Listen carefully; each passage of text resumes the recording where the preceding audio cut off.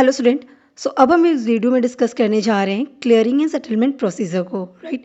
Stock market में trade करते वक्त कैसे ट्रेडिंग क्लियर हो जाती है और कैसे सेटल की जाती है, उस चीज़ को हम यहाँ पे समझेंगे। तो चलिए स्टार्ट करते हैं। सबसे पहले हम बात करेंगे क्लियरिंग की ना। क्लियरिंग जो टर्म है वो किस चीज़ को डिनोट करता है? बेसिकली क्लियरिंग एक प्रोसेस होता है जो ये कंफर्म करता है ट्रेड डिटेल्स को कि कितना आपको मनी या शेयर्स को ट्रांसफ़र करना है ना। जो दोनों पार्टीज़ हैं जिन्होंने परचेज़ किया या जिन्होंने सेल किया है ना, वो पार्टीज़ रेडी हैं ट्रेड को कंप्लीट करने के रिगार्डिंग या नहीं। तो इन सारी चीज़ों की कंफर्मेशन, ऑब्लिगेशन को सेट करना, ये सब क्या कहलाता है? क्लियरिंग कहलाता है। क्लियरिंग एक मैकेनिज्म है जो हेल्प करता है ऑब्लिगेशन को डिटरमाइन करने में। जो भी ट्रेडिंग मेंबर्स हैं उनकी क्या ऑब्लिगेशंस है, उसको जो हम डिसाइड करते हैं, उसको जो डिटरमाइन करते हैं, उसको जो कंफर्म करते हैं, उसी प्रोसेस को हम क्लियरिंग कहते हैं ना। अब ऑब्लिगेशन क्या होती है ट्रेडिंग मेंबर्स की? लाइक अगर आप परचेज कर रहे हो, ट्रेडिंग करते वक्त आप परचेज कर रहे हो, सिक्योरिटीज़ बाय कर रहे हो, तो आपकी ऑब्लिगेशन है पेमेंट करने की। ठीक है। वहीं पे अगर कोई सेलर है, मतलब कोई और इन्वेस्टर है जो सेल कर रहा है सिक्योरिटीज़ को, तो उसकी ऑब्लिगेशन क्या बनती है कि वो सिक्योरिटीज़ को ट्रांसफ़र कर दे। ठीक है। तो उसकी ऑब्लिगेशन है कि सिक्योरिटीज़ ट्रांसफ़र कर दे, और परचेज करने वाले की ऑब्लिगेशन है कि भाई वो पेमेंट कर दे। तो ये जो ऑब्लिगेशंस है ना, उसको डिटरमाइन करना कि कितना, कैसे, कितना मनी ट्रांसफ़र करना है, कितनी सिक्योरिटीज़ ट्रांसफ़र करनी है, दोनों ट्रेड कंप्लीट कर रहे हैं या नहीं, सेटल करना चाहते हैं या नहीं, कुछ कैंसिलेशन तो नहीं है। ये सब चीज़ जो होती है, मतलब नेट पूरी ऑब्लिगेशन को जो डिटरमाइन करते हैं, उसी प्रोसेस को हम क्लियरिंग कहते हैं। राइट। वहीं पे अगर बात हम सेटलमेंट की करते हैं, तो सेटलमेंट का मतलब होता है एक्चुअल जो आपका मनी या सिक्योरिटीज़ का एक्सचेंज होने वाला, मतलब कि कितना ज़्यादा आपको फंड्स की डिलीवरी करनी है, या सिक्योरिटीज़ कितना डिलीवर करनी है आपको अपनी ऑब्लिगेशंस को पे ऑफ करने में। तो ये जो सेटलमेंट होता है, ये जो सेटल होता है, नेट ऑफ होता है, उसे हम सेटलमेंट प्रोसेस कहते हैं। राइट। मतलब सेटलमेंट में हम एक्चुअल एक्सचेंज करने वाले हैं। जिसको जिसको मनी ट्रांसफ़र करनी है उसको मनी ट्रांसफ़र कर देने, जिसको सिक्योरिटीज़ ट्रांसफ़र करनी है उसको सिक्योरिटीज़ ट्रांसफ़र कर देनी है। मतलब अगर आपने परचेज़ की सिक्योरिटीज़, तो आपके अकाउंट में सिक्योरिटीज़ क्रेडिट होनी चाहिए, तो वो आपका सेटलमेंट हो गया। इसी तरह अगर आप सेलर हैं, तो आपके अकाउंट में फंड जो है वो क्रेडिट होना चाहिए, तो अगर वो फंड क्रेडिट हो गया तो आपका सेटलमेंट हो गया। तो एक्चुअल एक्सचेंज जो होता है मनी का, मतलब या फंड का या सिक्योरिटीज़ का, उस प्रोसेस को ये हम सेटलमेंट कहते हैं। यहाँ तक बात क्लियर होगी? तो ये हमारा क्लियरिंग एंड सेटलमेंट प्रोसीजर होता है। अब जब हम ट्रेडिंग करते हैं, तो इस पूरे क्लियरिंग एंड सेटलमेंट प्रोसीजर में कुछ हमारे की एंटिटीज़ होती हैं जो इन्वॉल्व होती हैं, राइट, जिनके बेसिस पे ये पूरा प्रोसेस कंप्लीट होता है। तो वो एंटिटीज़ कौन है जो ये क्लियरिंग एंड सेटलमेंट प्रोसीजर को कंप्लीट करती हैं, मतलब जो ऑब्लिगेशन डिटरमाइन करती हैं और एक्चुअल ऑब्लिगेशन को पे ऑफ कराती हैं। तो वो जो एंटिटीज़ होती हैं, वो इंपॉर्टेंट एंटिटीज़ कौन कौन सी है, पहले हम वो समझेंगे। ठीक है। क्योंकि बार बार इन्हीं टर्म्स का वहाँ पे इस्तेमाल होता है जब हम प्रोसेस समझते हैं। तो पहले तो हमारी वो ट्रेडिंग प्लेटफॉर्म होती है जिसे हम स्टॉक एक्सचेंज कहते हैं, वो एनएससी हो सकती है या बीएससी हो सकती है। एनएससी मतलब नेशनल स्टॉक एक्सचेंज, या बीएससी मतलब बॉम्बे स्टॉक एक्सचेंज। तो आप जहाँ पे भी ट्रेड कर रहे हो, प्लेटफॉर्म होगा आपका, वो स्टॉक एक्सचेंज होगा। फिर हमारी सबसे इंपॉर्टेंट आती है clearing corporations. Right. Clearing corporations मतलब कि ये वो है जो काउंटर पार्टी रिस्क जो होता है उसको एलिमिनेट करती हैं। बेसिकली ये मीडिएटर की तरह वर्क करती हैं कि जो भी पार्टीज़ हैं ना, वो अपनी ऑब्लिगेशंस को फुलफिल करें, उन्हें इंश्योर करती हैं कि किसी के साथ भी कुछ भी गलत ना हो। मतलब अगर आपको पेमेंट रिसीव होनी थी तो आपको पेमेंट रिसीव होनी चाहिए, है ना। ऐसा ना हो कि आपको पेमेंट रिसीव ना हो। और इसी तरह अगर आपको सिक्योरिटीज़ रिसीव होनी चाहिए थी तो आपको सिक्योरिटीज़ रिसीव हो। तो ये काउंटर पार्टी रिस्क को एलिमिनेट करती हैं, उन्हीं को हम क्लियरिंग कॉर्पोरेशंस कहते हैं।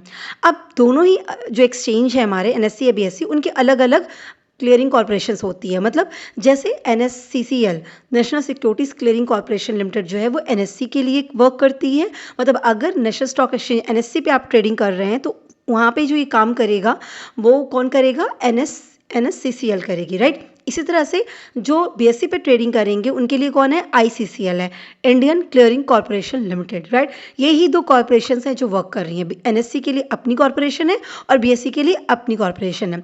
और जितनी भी क्लियरिंग हाउसेज होती हैं, मतलब क्लियरिंग कॉर्पोरेशंस होते हैं, उनके अपनी क्लियरिंग मेंबर्स होते हैं, है ना, जो मतलब जो काम करते हैं ना, क्लियरिंग मेंबर्स और कस्टोडियंस वगैरह होते हैं उनके। ठीक है। अब हम बात करते हैं क्लियरिंग मेंबर्स की, जैसे मैंने कहा। अब क्लियरिंग मेंबर्स कौन होते हैं?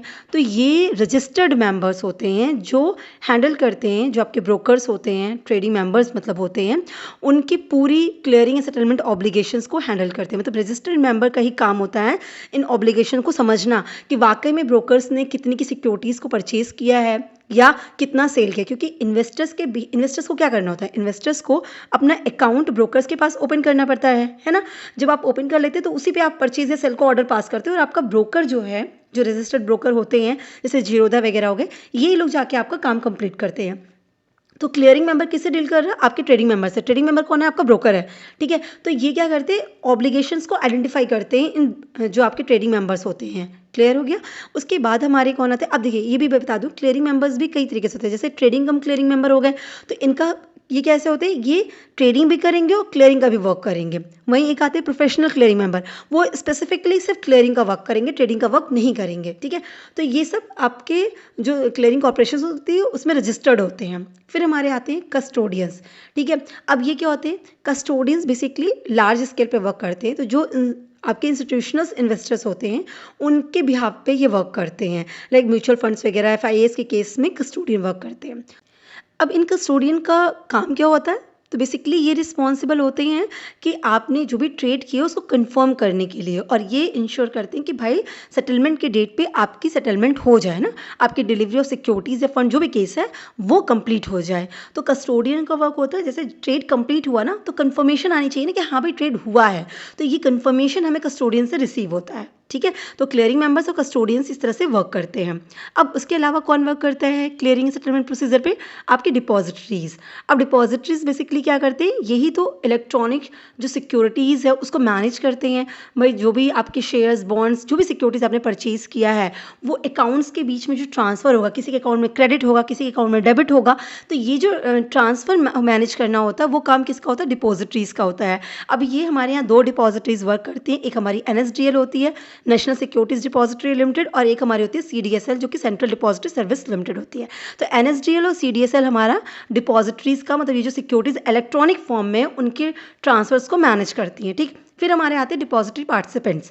डिपॉजिटरी पार्टिसिपेंट्स कौन होते हैं, बेसिकली डिपॉजिटरी पार्टिसिपेंट्स मतलब देखिए, पार्टिसिपेंट्स मतलब डिपॉजिटरीज जो है उनके पार्टिसिपेंट्स, तो मतलब ये जो डिपॉजिटरीज होते हैं ये उनके एजेंट होते हैं जो डीमैट अकाउंट की सर्विसेज प्रोवाइड करते हैं आपके इन्वेस्टर्स को, और उनको हेल्प करते हैं कि भाई वो जो भी सिक्योरिटीज़ वो परचेज या सेल जो भी कर रहे हैं उनको होल्ड करना हो, उनके अकाउंट्स में उसको ट्रांसफ़र करना हो या रिसीव करना हो, ये सारा काम कौन करते हैं, ये आपके पार्टिसिपेंट्स करते हैं, ठीक है। जैसे ये कौन है, डिपॉजिटरी पार्टिसिपेंट्स कौन होते हैं, आपके ब्रोकर्स होते हैं, ठीक है। जैसे जीरोधा वगैरह हो गए, HDFC बैंक्स वगैरह हो गए, ICICI डायरेक्ट हो गई, ये सारे डिपॉजिटरी पार्टिसिपेंट्स है। बेसिकली यही वो है ना जो आपका डीमैट अकाउंट ओपन करवाते हैं, ठीक है। तो इनके पास आपका डीमैट अकाउंट ओपन होता है और यहीं पे आपकी सारी सर्विसेज मतलब इलेक्ट्रॉनिकली पूरा डेटा इन्हीं के पास मेंटेन रहता है, ठीक है।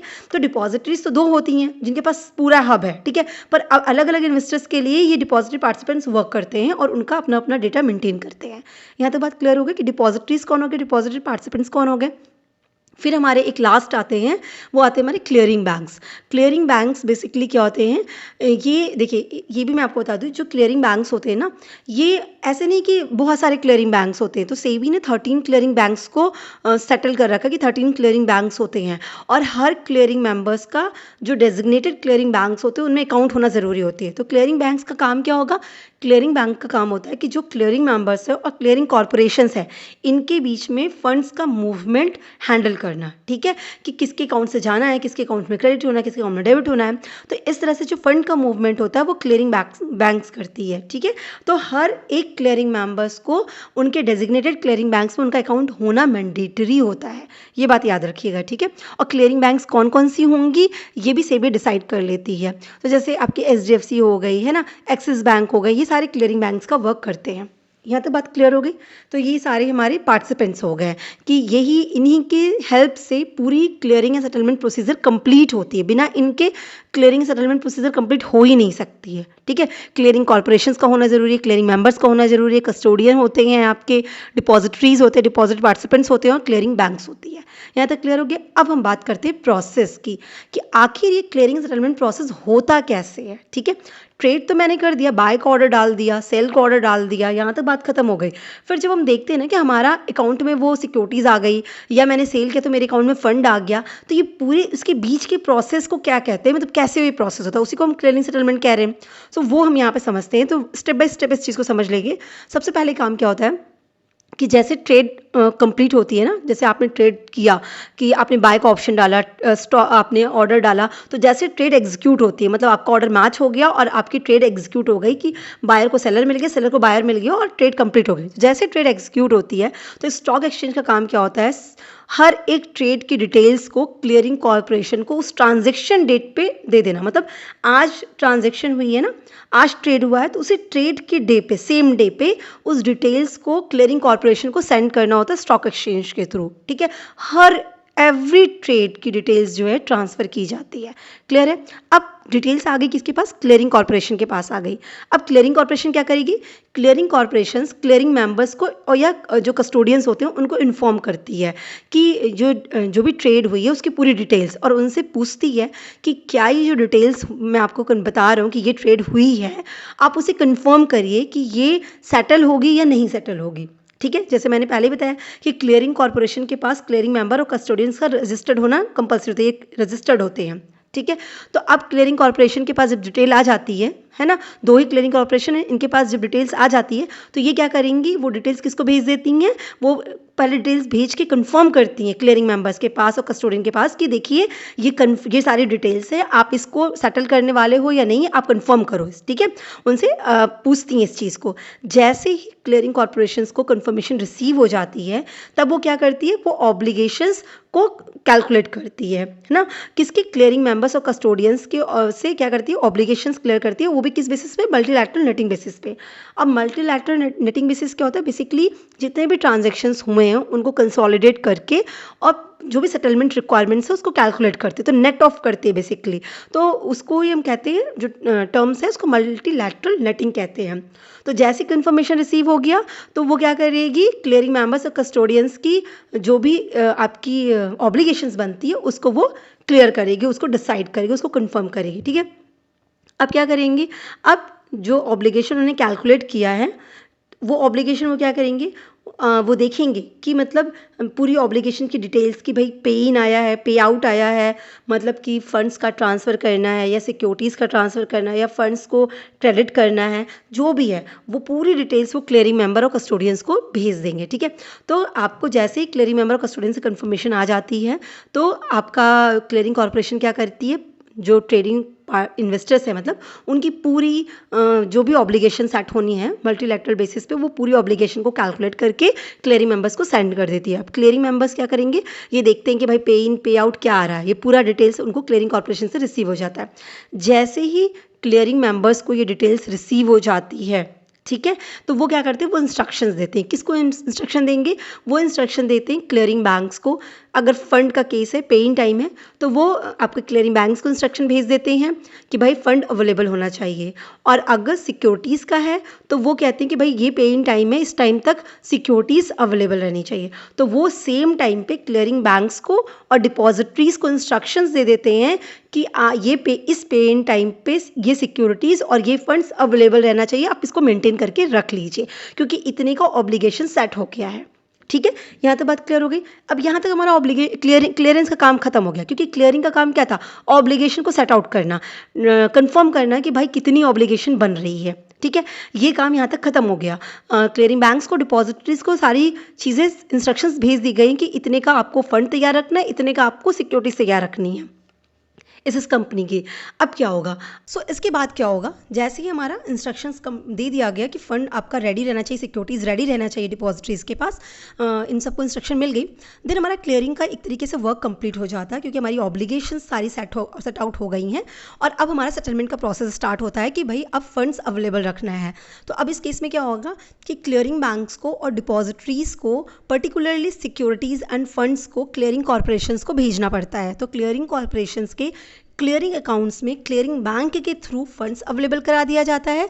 इसी तरीके से क्लियरिंग कॉर्पोरेशंस के पूल अकाउंट में डिपॉजिटरीज के थ्रू सिक्योरिटीज़ को अवेलेबल करा दिया जाता है। ठीक है। अब उनको परचेज का ट्रांजैक्शन करना है या सेल का ट्रांजैक्शन सेटल करना, उसी के अकॉर्डिंग क्लियरिंग अकाउंट या पूल अकाउंट में चीज़ें क्रेडिट ऑन की जाती हैं। यहाँ तक बात क्लियर हो गया। अब उसके बाद क्या होगा, जैसे ही उनके पास ये सारे फंड्स अवेलेबल हो जाते हैं, जैसे ये कंप्लीट हो जाता है, फिर वो क्या करती हैं, क्लियरिंग कॉर्पोरेशंस अपनी डिपॉजिटरीज और क्लियरिंग बैंक्स को अगेन इंस्ट्रक्ट दे करती हैं कि अब आप क्या करिए, उनके क्लियरिंग अकाउंट से और उनके पूल अकाउंट से आप उस पर्टिकुलर सिक्योरिटीज़ को या फंड को ट्रांसफ़र करिए, कहाँ पे, आप जो क्लियरिंग मेंबर्स हैं उनके पास, ठीक है, जिससे कि क्लियरिंग मेंबर्स पर्टिकुलर इन्वेस्टर्स के जो अकाउंट्स है उसको क्रेडिट या डेबिट जो भी चीज़ें करनी हो उसके अकॉर्डिंग वो कर सके। क्लियर है यहाँ पे। तो अभी देखिए वैसे समझिएगा इस चीज़ को कि डिपॉजिटरीज के पास और आपके जो क्लियरिंग बैंक के पास, उनके पास बहुत सारा फंड्स अवेलेबल है, बहुत सारी सिक्योरिटीज़ अवेलेबल है, पर आप पर्टिकुलर क्लियरिंग मेंबर के लिए ये इतना चीज़ें जा रही हैं, ऐसे जा रही हैं, तो इसीलिए उनके पूल अकाउंट में जो आपके क्लियरिंग कॉर्पोरेशन है उनके अकाउंट्स में पहले क्रेडिट और चीज़ें होती हैं एंड देन वहाँ से डेबिट की जाएंगी, ठीक है। तो वहाँ पहले हमने डिपॉजिटरीज और क्लियरिंग बैंक को बोल के पहले उनके अकाउंट्स में क्रेडिट करा दिया एंड देन उनके अकाउंट से, उनके डिपॉजिटरी क्लियरिंग अकाउंट से और उनके पूल अकाउंट से आपको क्लियरिंग मेंबर को ये चीज़ें ट्रांसफ़र की जाएंगी, क्लियरिंग मेंबर या कस्टोडियन को चीज़ें ट्रांसफ़र की जाएंगी। सो अगर ये केस आपका परचेज ट्रांजैक्शन का होता है, तो परचेज ट्रांजैक्शन सेटल करना है क्लियरिंग मेंबर को, तो क्या कराया जाएगा कि आपको पूल अकाउंट से सिक्योरिटीज़ ट्रांसफ़र करा दी जाएंगी, मतलब क्लियरिंग कॉर्पोरेशंस के पूल अकाउंट से सिक्योरिटीज़ को ट्रांसफ़र कर दिया जाएगा क्लियरिंग मेंबर के पास, ठीक है।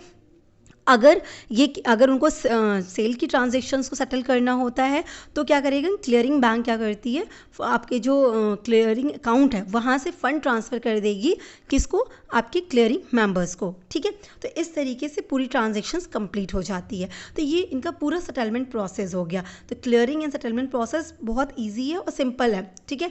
तो अगर इनको हम एक डायग्राम से समझ लेते तो और ज़्यादा चीज़ें क्लियर हो जाएंगी, ठीक है। तो सबसे पहले हमारा क्या करना होता है, ट्रेड को एग्जीक्यूट करना होगा, जो कि स्टॉक एक्सचेंज में होगा, एनएससी या बीएससी में, ठीक है। जैसे ट्रेड एग्जीक्यूट हो जाता है, ट्रेड की डिटेल्स क्या होती हैं, क्लियरिंग कॉर्पोरेशन को सेंड कर दी जाती हैं। एनएससी के केस में एनएससी सीसीएल को और बीएससी के केस में आईसीसीएल को डिटेल्स सेंड कर दी जाएंगी स्टॉक एक्सचेंज के थ्रू, ठीक है। अब जब इनको डिटेल्स सेंड की जाती है तो ये क्या करती हैं, क्लियरिंग कॉर्पोरेशन क्या करती है, अपने क्लियरिंग मेंबर को भेज के डिटेल्स का कंफर्मेशन लेती हैं कि भाई ये चीज़ें होनी है कि नहीं होनी, सेटल होना है कि नहीं होना है। उसके बाद क्या करती है, जब उनके पास से कंफर्मेशन आ जाती है कि येस करना है, तब वो क्लियरिंग कॉर्पोरेशंस ऑब्लिगेशंस को डिटरमाइन कर लेती हैं कि भाई कितने की फंड्स की ऑब्लिगेशन बन रही है, कितने की सिक्योरिटीज़ की ऑब्लिगेशन बन रही है, ठीक है। जब ये ऑब्लिगेशन जो क्लियरिंग कॉर्पोरेशन की तरह सेट कर लिया जाता है, फिर वो क्या करती हैं, क्लियरिंग मेंबर को बता देती हैं कि भाई इतने की ऑब्लिगेशन बन गई, इतने के फंड की ऑब्लिगेशन, इतने की सिक्योरिटीज़ की ऑब्लिगेशन बनी हुई है। अब क्लियरिंग मेंबर्स का काम क्या होता है, वो इंस्ट्रक्ट कर देती हैं क्लियरिंग बैंक और डिपॉजिटरीज को कि आप लोग पेइंग टाइम पे ये सिक्योरिटीज़ और फंड्स को अवेलेबल रखिएगा। फिर ये लोग क्या करते हैं, डिपॉजिटरीज एंड सिक्योरिटीज़ क्या करते हैं, वो फंड और सिक्योरिटीज़ को क्लियरिंग कॉर्पोरेशंस के अकाउंट्स में, clearing account and pool account में डिपॉजिट कर देते हैं एंड देन उसी अकाउंट से वो क्लियरिंग मेंबर को सेंड करते हैं, ठीक है, मतलब सेटलमेंट करने के लिए। फिर ऑब्लिगेशन के अकॉर्डिंग क्या हो जाएगा, फंड सेटलमेंट हो जाएगा क्लियरिंग बैंक के थ्रू, मतलब कॉर्पोरेशन इंस्ट्रक्ट कर देती है क्लियरिंग बैंक को कि भाई उनके क्लियरिंग अकाउंट से फंड को आप ट्रांसफ़र कर दीजिए क्लियरिंग मेंबर के अकाउंट में, ठीक है। और अगर हमारा काम होता है किसका, सिक्योरिटीज़ का, फंड ट्रांसफर का सिक्योरिटीज़ का होगा, तो वो डिपॉजिटरीज़ को बोल देंगे कि आप सिक्योरिटीज़ सेटल कर दीजिए। तो बेसिकली फंड सेटलमेंट और सिक्योरिटी सेटलमेंट का काम ही सेटलमेंट प्रोसेस से स्टार्ट होता है। डिटरमाइन, जहाँ पे हमने ऑब्लिगेशन डिटरमाइन की वहाँ तक क्लियरिंग का काम हो जाता है, ठीक है। अब जैसे ही ये हो जाता है, आपका सेटलमेंट होता है फंड और सिक्योरिटीज़ का, फिर फाइनल सेटलमेंट होता है इन्वेस्टर्स के अकाउंट में। तो बायर्स अपने शेयर्स पा जाते हैं और सेलर्स अपनी मनी पा जाते हैं। तो इस तरीके से पूरा प्रोसेस कंप्लीट हो जाता है। आई होप आपको क्लियर हुआ होगा कि ये पूरा प्रोसेस है कैसा, और बहुत ही सिंपल तरीके से है। So wish you all the best. Thank you so much.